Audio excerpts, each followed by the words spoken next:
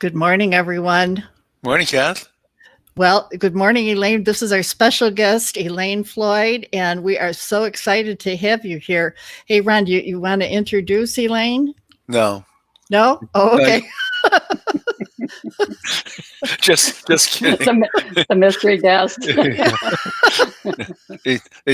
We are honored to have Elaine. She's an expert in Social Security, and some of our previous shows we touched on Social Security, and it's very important. So we decided to have an entire show committed to just that topic. Elaine is a certified financial planner. She's written 2 books, one on savvy Social Security. It's the right words. Social Security planning for baby boomers and savvy Medicare planning for baby boomers. And she teaches a 2-day course to financial advisors. She's part of Horse's Mouth. Horse's Mouth is a website for financial advisors. So very, very smart, very well qualified, knows everything about Social Security and Medicare. So we're going to be wowed. So she's going to do a 2-day course here in about 30 minutes, which is really impressive. Okay, Elaine, why don't you tell us about yourself? Okay, well, thanks for having me, first of all. And hi, everybody. I'm glad you're tuning in to this important topic. So just to give you a little background on how I became sort of an expert in Social Security, it really started when I was a financial advisor in the 1980s. And I was born in 1946, so I'm a leading edge baby boomer. I was a financial advisor in the 1980s, and like all financial advisors at that time, I told my clients, don't count on Social Security. It's probably not going to be there for you. And there were all these reasons why there were, at that time, there were so many people paying into the system for every so many people drawing out, and that there would be, a decline in workers. And there were, made a lot of sense that the Social Security wouldn't be there for us in retirement. So we'd better take care of our own retirement, open our 401ks, our IRAs, start funneling money into it, invest our funds, and just be responsible for our own retirement. But at the same time, I left the business in 1987 and became a freelance writer. And the subject of Social Security fascinated me. It had not been that many years prior that the 1983 amendments had passed, making a lot of changes to Social Security, raising the full retirement age from 65 to 66 or 67. A lot of other changes were instituted. And I just became very curious about it. And one of the things there were actually 3 things I wanted to know. One was, how was my benefit going to be calculated? Because even though I'd been telling people and myself that Social Security wasn't going to be there when I retired, we're still paying into the system. We're still having our 6.2% coming out of our paycheck. So I thought, well, that wouldn't be fair to not get anything out of it. So then I really started studying it. And okay, what is this all about? So I wanted to know, how is the benefit calculated? Number 2, when the time comes for me to retire and collect my benefit, how will I know it's been calculated correctly? And number 3, is there anything I can do before retirement to increase my benefit? So those were the 3 things that drove my sort of quest in understanding Social Security better. And so when I started working for Horse's Mouth full-time in 2008, I had written a lot of articles on Social Security. They got a lot of readership, a lot of interest. And so that just kind of, at that time, drove our objective of training financial advisors on Social Security claiming strategies. Interestingly, in 2008 is the year I turned 62. And so that's the year that everyone's primary insurance amount is calculated for the first time. So using all of I don't know how much people know about how the benefit is calculated. It gets kind of complicated, and I won't go into it here, but there is a formula that's applied. It's based on your earnings, and there's a formula that's applied.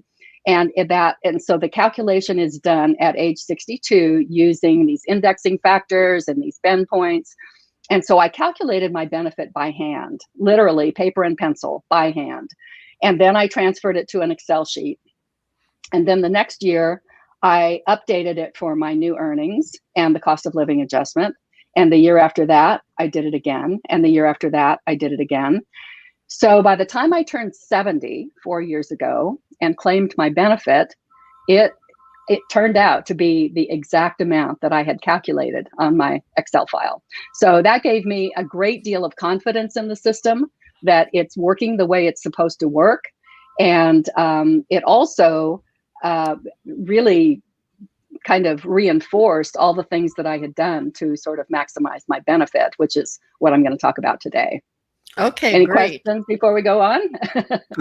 Kind of a long-winded introduction there. So you told us one thing. You waited until 70 to take your benefit. I did. I Okay. did. Good. Yeah. It's good to know. So, Okay, so are we ready for the slides? yeah, let's start the slides. So I'm going to Okay. talk today about how to maximize your benefits.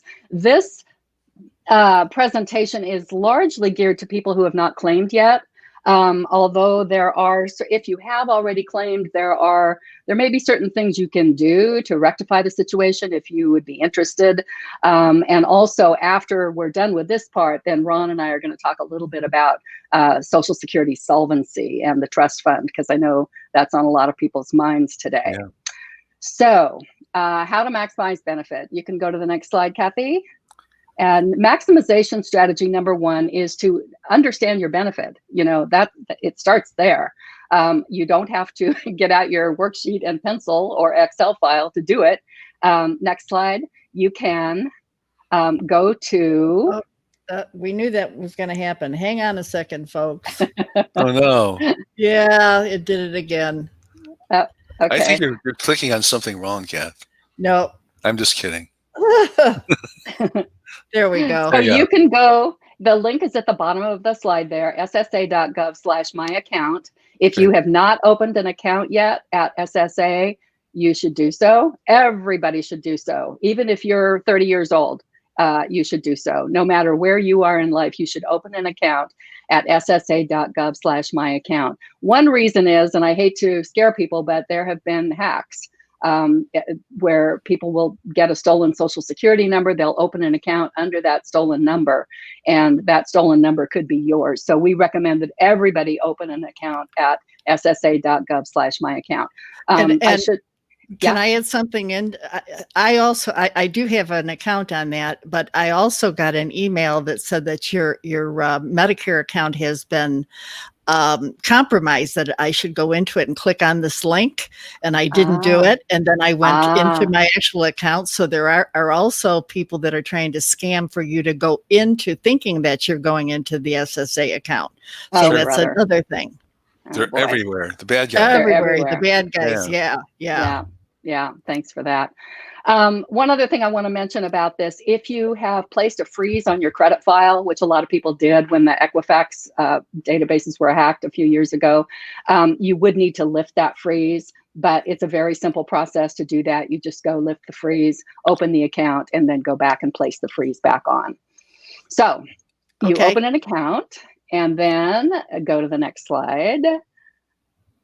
You can download your Social Security statement. Now, they used to mail these statements to everybody once a year, but in an effort to save costs, they are now mailing them only to people over 60 who don't have a Social Security account. So save mailing costs. So yeah. So if you go into, open an account, my account, it'll be right there. You can download your Social Security statement, and has those familiar green lines on it, and it has your primary insurance amount at the top. So that number at the top is the amount that you will get if you file for your benefit at your full retirement age. Okay, next slide. So the full retirement age is now 66? Okay, it depends. It depends on your birth year. So if you look down here for this person, look down at the bottom, it shows a birth year of 1960. So then go back up to the top. It says your full retirement age, 67. 67. Okay. You would be about 1,986. So those people born between 1955 and 59, their full retirement age is 66 plus some number of months. Okay. But up to 54, it's 66, and then after 1960, it's 67. So what we're looking at here is the amount that you would get if you file at, the top number is full retirement age. The second number, if you file at age 70, because what happens is after full retirement age, your benefit increases by 8% a year if you delay it. So you get a higher amount. Or if you claim at 62, then it shows that amount. So another important thing to know about these numbers is that they presume continued earnings until claiming age. So the full retirement age amount, say at 67, it assumes that you will continue to work until age 67. So if you're going to retire early at 55 or 58 or whatever, and you're going to have zero earnings between now and your full retirement age, then you should knock off about $150 from that number at the top, just so you're prepared. Okay. That Okay. 8% credit is pretty generous in this It is. economic It is. environment.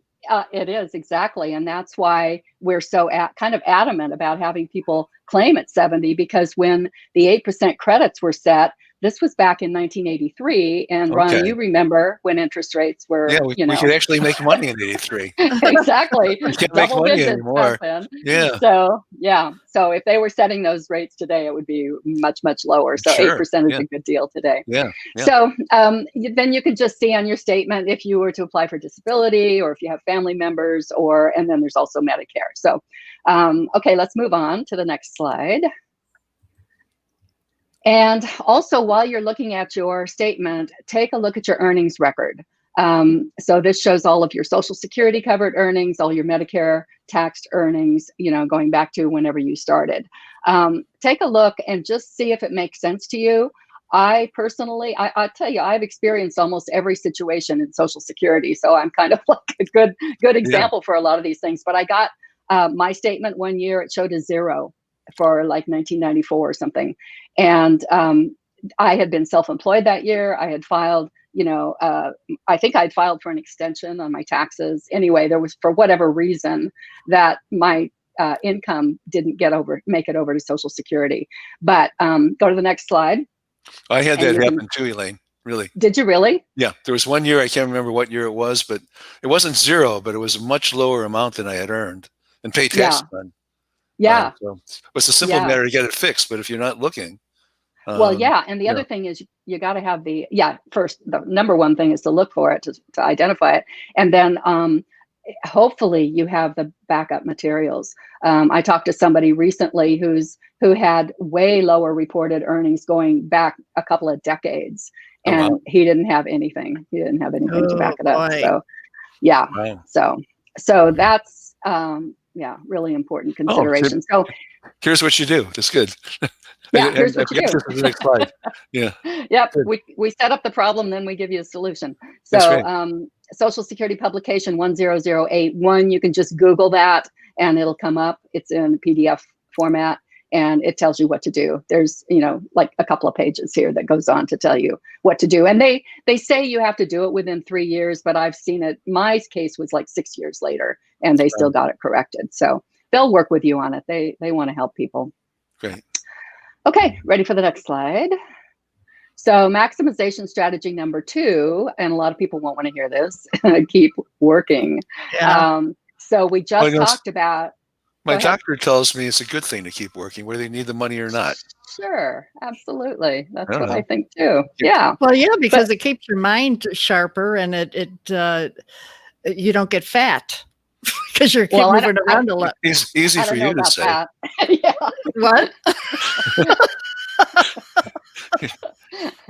Yeah, not so much in my job, but anyway. Yeah, me too.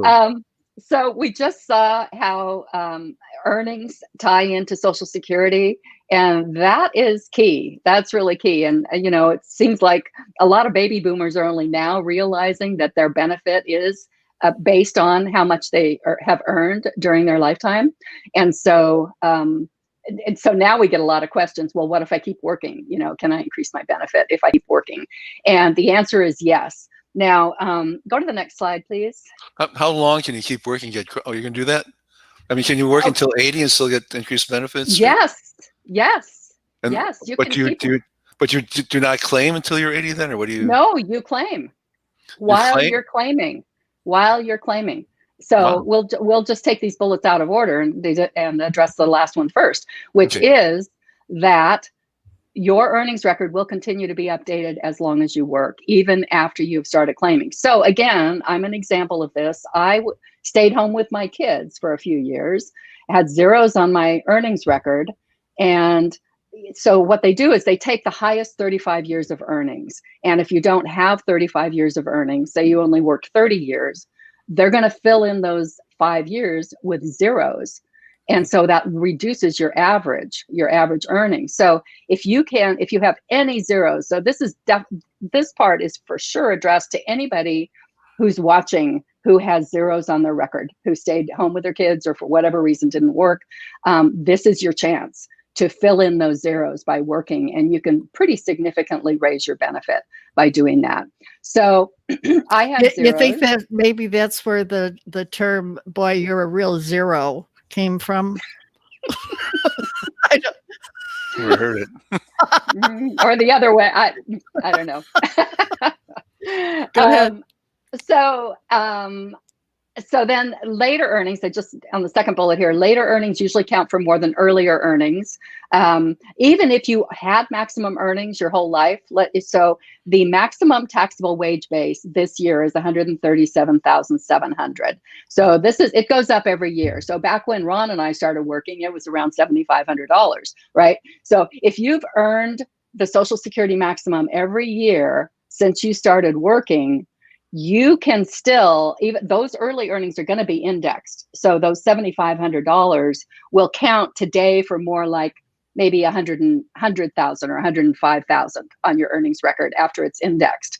But if you're earning the maximum today, you're earning 137,000, and it'll be more next year. So my point is that later earnings count for more than earlier earnings. So even if you already have 35 years of earnings on your record, if you keep working, you're going to keep improving your benefit. So every year when my earnings are updated, Social Security, they get earnings about, in the first quarter of the year for the previous year. And then my benefit gets bumped up by about $25, $30 because I'm still improving my earnings record. And even though I'm already claiming. So, yeah. Oh, that's interesting. But what if you made a lot in the first 35 years and now, you're working part-time and then there's no effect on your benefit. So yeah, that's a good question, because a lot of people think, well, what if I earn less? Will my benefit go down? And the answer is no. Okay. I think we're ready to move on to, maximization strategy number 3, claim at 70 to get the most. So let's move to the next slide. And so here's the question. Here's the dilemma every baby boomer turning 62 faces. Okay, I have this benefit amount. I could either take it at 62 and get a lower amount, or I could take it at 70 and get 0 for 8 years, but then get a higher amount when I eventually start claiming. So now you can see here the crossover point. So if you look at the yellow line, you're getting, if you claim at 70, you're getting 0 from 62 to 70. But then when your benefit starts, it's enough higher that your cumulative total benefits after about age 78 will be higher if you claimed at 70. Okay. So this is just a very simple math problem here, very simple concept. That you're there's that crossover point or break even age. It's not always the best way to show it because there are other reasons to delay to 70. Go to the next slide, please. Before you get off that slide, Elaine. Yeah. One of the interesting things here is on the left scale. So is it fair to say that? I don't know what I mean by typical, but your benefit's going to be like $1 million over the course of your life? Yeah. So this is for a primary insurance amount of $2,500 a month, which is not even the maximum. Right. A maximum earner has a PIA today of about $3,100. So I just used $2,500 here. And thanks for bringing that out. So you're 1.2 million or so. We're talking about life expectancy, to age 90. So depending on how long you live. Instead of waiting, could I get it all now? Yeah, right. Yeah. Don't you wish? There have been, proposals batted around, but I don't think so. Here we go again. Yeah. Sorry. Yeah. You'd love to have that 1.2 million to invest. Yeah. I have to believe that you can't transfer your benefit to anybody, or Correct. somebody wasn't expecting to live long might sell their benefit. Yeah. That's Right. okay. Okay. So here, if if you've been half asleep so far, this is the I place was I'd awake. like you. I heard everything you said. This is the place I'd like you to wake up. If you're married, especially if you're married, the higher earning spouse should claim at 70. This is like one of the hard and fast rules, not rule, but guidelines for claiming Social Security. You want to maximize that higher benefit. So if the higher earning spouse claims at 70, then while that spouse is still alive, it maximizes that highest benefit. But more importantly, maximizes the survivor benefit for the widow. So a lot of, and I have to say, statistically, it has been the husband in the baby boom generation. The husband is usually the higher earner. And studies have shown that they tend to not think about survivor benefits when they are claiming their own benefit. They just want to, they may think, oh, I'm not going to live that long, or she can take care of herself, or, whatever it might be. But I literally had a friend say that when he was asking when he should claim. And I said, well, to get the highest survivor benefit for your wife, you should claim at 70. And he said, oh, she can take care of herself after I'm gone. He was half joking, but anyway. Yeah. Yeah. So can we delete this slide when Barbara signs in to watch it? Okay. Yeah. So Barbara's my bride. Barbara's your bride. And you don't want her to She will watch this. The one you really don't want her to see is the next slide. Oh no, you got to delete that too. All right. Yeah. So, Kathy, if you could give us that one. So here it is in draft form. Barbara's survive income if Ron claims. Yeah. Well, I didn't claim at 62, so. Here we have, you did claim at 62? No, 65. Full. 65 was full for me, so. Yeah, right. And you were past the earnings test at that point. Okay, so here, this example, Bob and Betty. Bob's PIA, I think for this one I used 3,000, and Betty's was 1,500. So what happens is Betty, in this case, she's going to outlive Bob. He's going to die first. And poor Bob. Oh no, poor Bob. I know. But because his benefit is higher, she's going to switch over to that higher benefit. So she'll drop her benefit and then she'll switch over to his higher benefit. And she gets all of his benefit, or half of it, or how much? She gets 100% of what he was receiving at the time of his death. Really? Yeah. Well, Barbara's got to hear that. Yeah. Yeah. So, well, right. Yeah, it's only fair. Sure, it's only fair. She has to do some planning, right?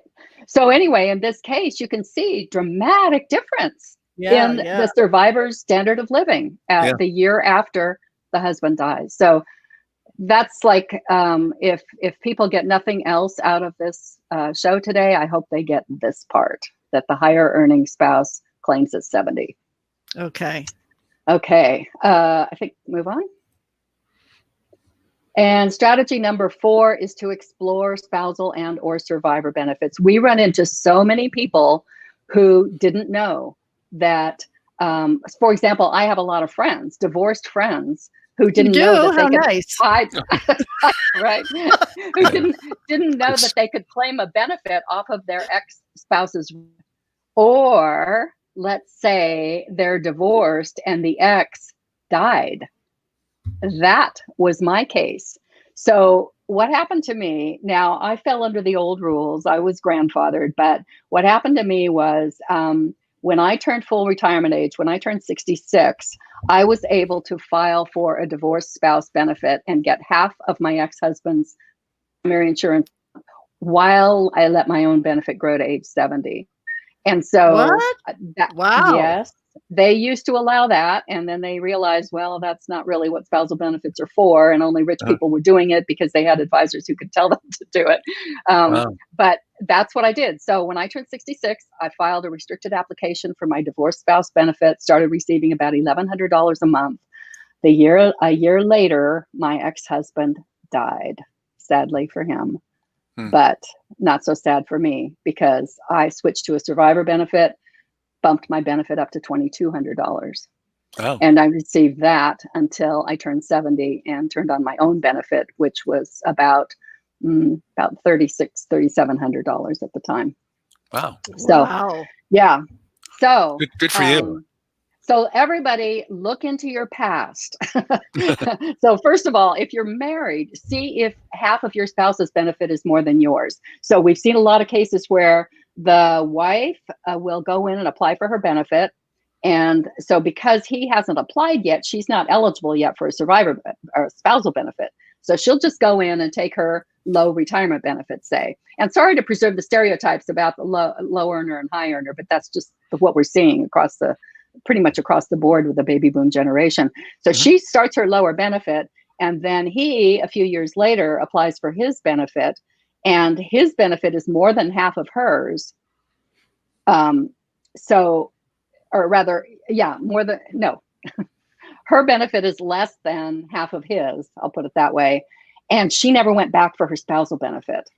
So this is one of the things we check for when we see a married couple, and the lower earning spouse's benefit is significantly less than half of the higher earning spouse's benefit. That suggests that she never went back for her spousal benefit. So in all of these cases, we say, call Social Security. We did something like that. We met with the Social Security person. Mm-hmm. So my wife started early at 62. Uh-huh. And her benefit starting at 62 was less than half of mine. Uh-huh. So we went to the Social Security office to get the spousal benefit. And I never really quite understood this, but I think they were saying if she had waited to full retirement age, her benefit would have been more than half of mine. So she doesn't get the spousal benefit. Not exactly. I mean, if she had waited until her full retirement age to file initially, and then go for the spousal benefit, it would be half of your PIA, of your full retirement age benefit amount. Because she filed early, the spousal benefit is the difference between her benefit and half of yours. That it's the difference. Yeah. And we're talking about PIAs here, right? The difference between her PIA and half of your PIA. Because she filed at 62, she's receiving less than her PIA, right? But they take that difference and they add it to the existing benefit. So what ends up being is somewhere around 37, 38%. And they told us she was entitled to no increased benefit. Maybe we should go visit them again, although it's... you could do that. I mean, I've seen cases where they've been wrong. So, but there is a little bit of math to work out there too. Okay. So anyway, so that's key thing. Married, look at your respective benefit amounts. If you think you might be entitled to a spousal benefit, call Social Security, and they will look it up. They'll check for you. After you've waited on hold for a couple of hours, but you know. Yeah, right. Yeah, and I don't think with the COVID you can go into the facilities. No, you can't, can you? Right. Oh, okay. They're not open, right? Okay. If you were divorced and you were married over 10 years and you think your ex, that part of your life is over, you never want to have anything to do with your ex again, well, you might want to rethink that because at Social Security Hello, time, honey. Hello, honey. I'm back. Exactly. Yeah, I'm back. Actually, you don't need to even contact him. All you have to do when you go apply for a divorced spouse benefit is provide enough information that they can look him up. You know, birth date. You can get a Social Security number off of an old tax return if you have saved those. Just enough information, and then they will tell you if you are eligible for a divorced spouse benefit. So again, your benefit has to be less than half of his, and then you can get that. Okay, so the key here is, ladies, make sure that you or men too, make sure that you know your Social Security number of your spouse. Yeah, that helps. I wouldn't say it's essential. In fact, I had a friend, and this comes to the third bullet. If you're widowed or if your ex has died, you can get a divorced spouse survivor benefit. And I had a friend who had that situation. And I said, it would help if you could provide the Social Security number. So like 9 months later, I said, so Marilyn, did you go get your survivor benefit? And she said, well, no, the tax returns are in a storage unit and I didn't have time. So she's missing out on 9 months of benefits Luckily, she got 6 months of retroactive benefits, so that worked out okay. But yeah, I just want to say you just provide as much information as you can. And another question we often get is, how do I know what my ex's benefit is? And a lot of times you just don't, and you can't. If you call and you say, what is my ex's benefit amount, they won't tell you for privacy reasons. But if you're ready to apply, and you go to apply for your divorced spouse benefit or your divorced spouse survivor benefit, then they will tell you what your benefit amount is. So it does make planning a little bit difficult. And what we usually just say is, you can ballpark it at $2,000, $2,500, something like that, and go from there. Now, Elaine, I was thinking to myself, my husband passed away 10 years ago, and I don't remember if Social Security said anything to me about it, or even if I went to, I can't remember going back then. It probably would be wise for me to go and check again, wouldn't it? Absolutely. Was he a pretty high earner? Yeah. Okay, Yeah. then, Kathy. Yeah, definitely. Yeah. Wow. We're seeing results from this. Yeah, I know. Already. All of a sudden, I'm thinking to myself, well, yeah, he was in the military, and I thought, go ahead. Yeah, but the rule about survivor benefits. So were you married when he died? Yes. Or was it after you? Okay, so you were married when he died, so you were widowed. Mm-hmm. If you are entitled to a survivor benefit, you have to either be unmarried at the time you claim or remarried after age 60. I haven't remarried. You haven't remarried, so you're good.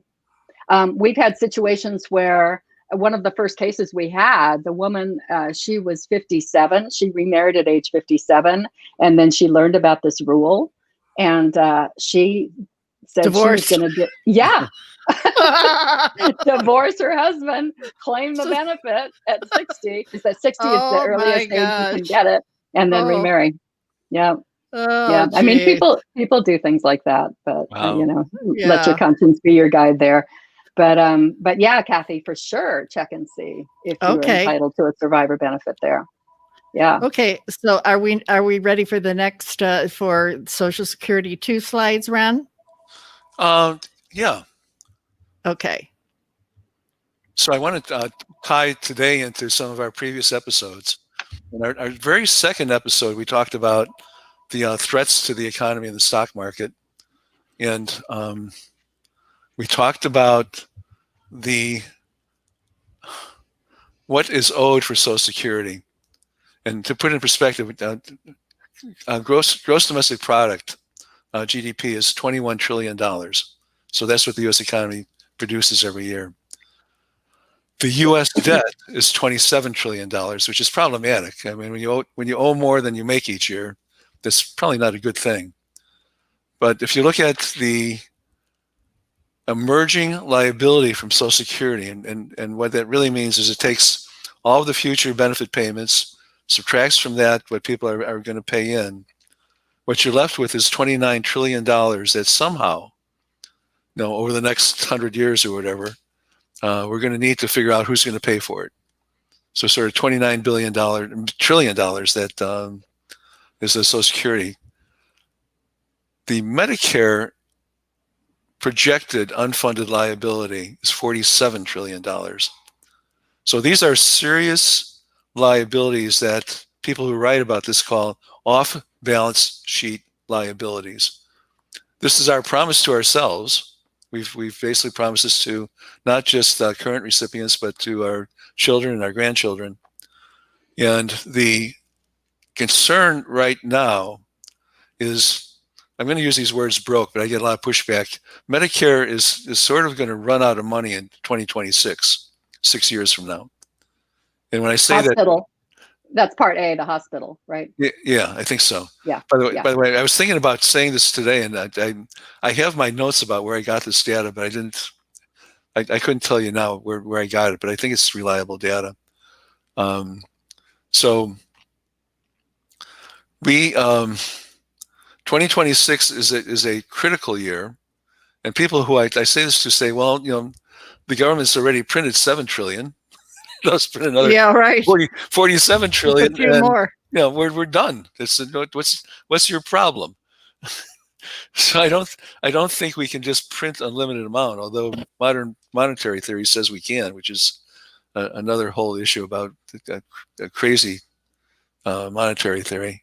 Social Security originally, when I wrote this, was predicted to run out of money in 2034. By the way, 2018 was the first year where the receipts from Social Security are insufficient to pay the benefits. So there's sort of all that really. I mean, when we say we've paid into our Social Security, the reality is we've paid into people who were old at that time. We were paying their Social Security. So the young people today are paying for ours, which is really sort of an interesting phenomenon. Thank you very much. We're sorry you won't get yours, but we got ours. Yeah, right. And you Another should, pyramid scheme. and you should be happy for us. Thank you. Yeah. But Elaine, you've given some thought about what our regulators are already starting to do, how they're going to deal with this, and I don't think we can talk about Medicare now because we're talking about Social Security. So, what do you see happening with Social Security benefits and and the like to make this great benefit go on for a long, long time? Well, so in 1983, the Social Security system. So first of all, the Social Security system has, when it was set up, it was designed to be self-financing, self-funding. So the rest of the budget has nothing to do with Social Security. It's supposed to be, this trust fund. The payroll taxes are collected from the current workers. They go into the trust fund. And the trust fund is like a slush fund. It just holds the money, until it needs to be paid out.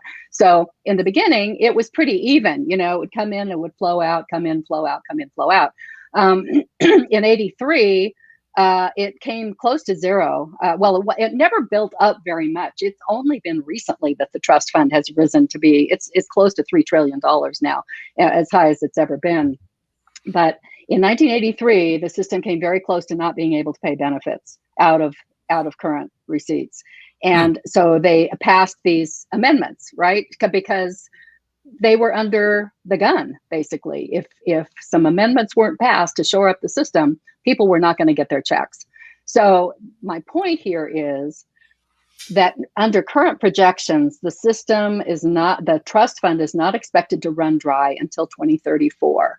Well, to Congress people on 2-year terms, that's like, They could care less. We're not going to talk about it. Yeah. Could care less. Fake now. news. Fake news.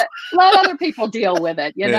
I've got so that's just been kind of the thinking. Although there are proposals periodically that come up to reform Social Security, and they get referred to committee, and then they never come out of committee because there's just no urgency to it, right? The current benefits are not in jeopardy.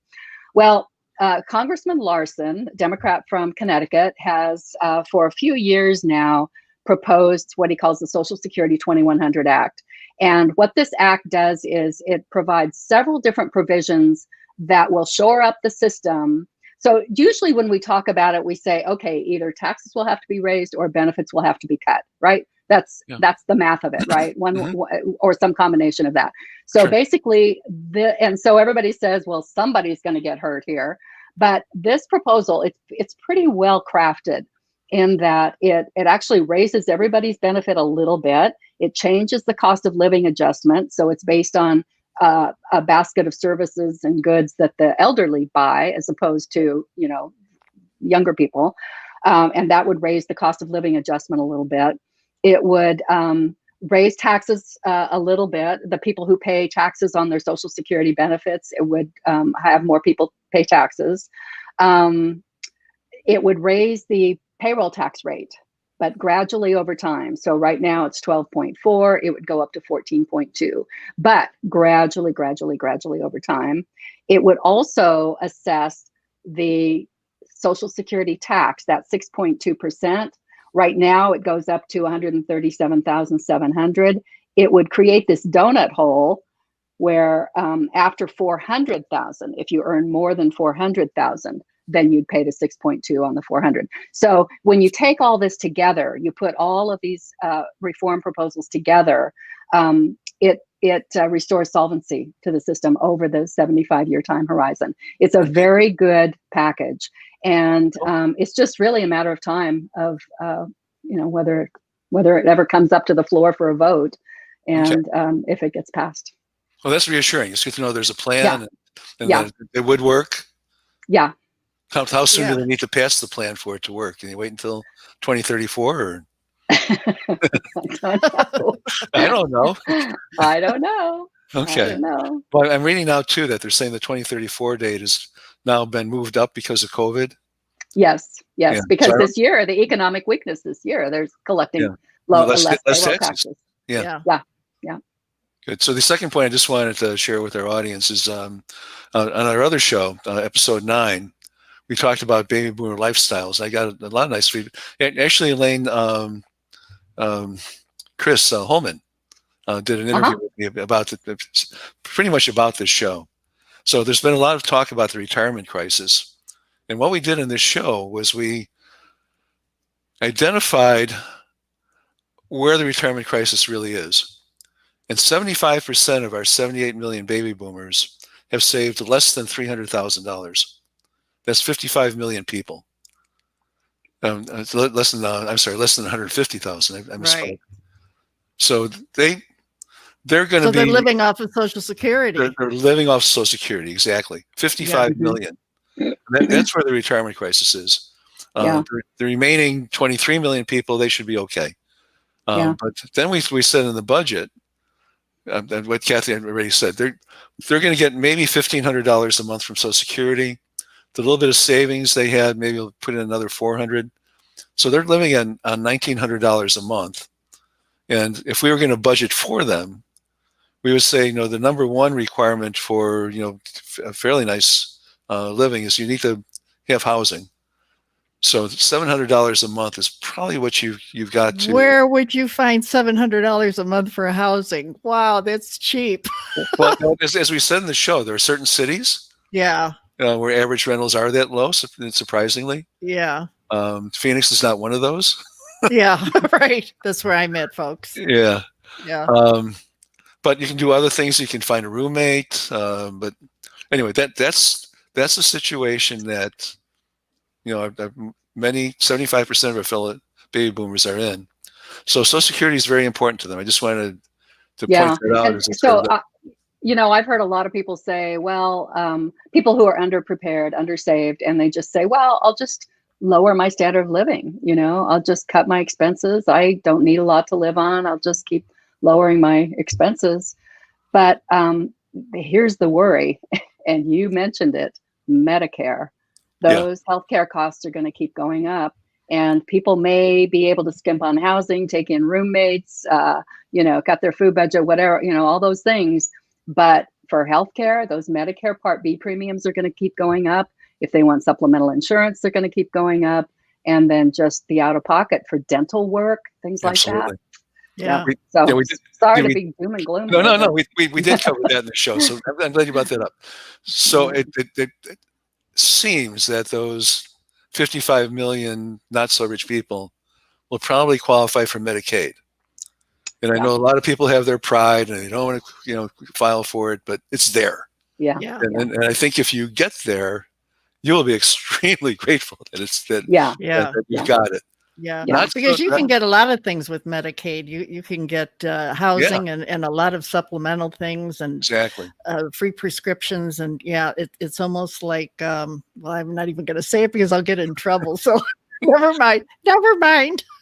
But to complete the scenario in terms of who should worry about getting sick, the rich people probably not because they're rich, but those guys in the middle, there's 23 million of those, should give serious consideration to long-term care insurance. Mm-hmm. And You're right. And it's definitely not a slam dunk. But the estimated costs for dementia are like $200,000, $300,000.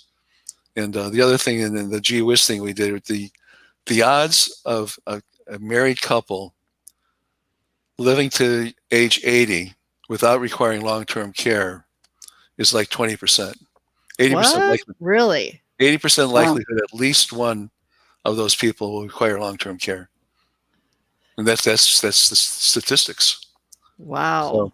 So the medical thing is a very big concern. I think just to alleviate the concern about the poor people, I think Medicaid's got them covered, at least to a large extent. Yeah. Mhm. Yeah. You know.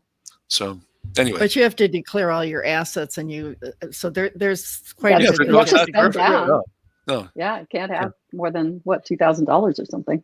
right. Yeah. I think there are limitations, but anyway, Yeah. it's there. Yeah. Yeah. Well, how can Oh. we end this on an up note? Well, wait. Now we're talking about you. You have some resources for financial advisors, which yeah, are your please. websites that we'd like Yeah. to share. Oh, So, yeah. So, yeah. yeah. So our company trains financial advisors. So I realize this is a show for consumers, and we don't really have a website or a resource for consumers, but just would like to suggest, if you need more information, go talk to a financial advisor and have the financial advisor go to Horse's Mouth. And we have all of these resources and information Okay, for well, here's Horse's financial Mouth. advisors. Yep. How did Sure. that name come about, by the way? You know, the company was formed by a father and son team, and the father, Bill Nicklin, was a stockbroker who just very, very successful and had a system and lots of information to share. And his son was in the technology world. He had worked for the Gartner Group, so they just thought they would marry the dad's wisdom with the son's technology and put something out for financial advisors, and so they could get it straight from the horse's mouth. Yes, Oh. that's great. It's really Okay. cool. They call the Yeah. daily emails your daily oats. Daily Oats. Yep. Yeah. Very cool. Yeah. Yeah, it's a great resource for financial Yeah, advisors. it is. It's excellent. Thank you. Okay. Well, that's it for today's So, show. do we want to tell people what we're going to do next? Well, I thought we were going to. Oh, okay. I thought you were going to hang up. So, No, I'm not going to hang up. I just want to say thank you for joining the show. thanks, Elaine. That was great. Yeah. Thank you, Very Ron good. and Kathy. Okay. Thank you. Thanks, Elaine. We're going to let you Thank go, you. and we'll Okay. say goodbye. Thank you. Yeah, Bye-bye. thanks. Okay. So I think the next show will be sort of a review of the current economy. And what we're seeing is a disconnect between the stock market and the economy. So the economy is in the tanks and the stock market is going up. If I can figure out what's going on, I'd like to share it with our audience. So we'll cover that. But then, just so you know, the next show, we're going to skip a couple of shows after that because Kathy is moving. I'm moving. Moving to folks. Las Cruces. Yeah. So, And then So we've that's what also we got this too, Ron. oh, right. Okay. So please find us on Facebook and YouTube and like us and follow us. But also, if you'd like to help us financially, we have a presence on Patreon, Patreon. And there you can actually, our library is there without paying a cent. You can see all the videos and my articles and everything else. So you can visit that, and hopefully you'll like it. Right. Yeah. Thanks for reminding me, Kath. Okay. Well, thanks, everyone. We will Thanks. see you in a couple of weeks. Bye. Bye now.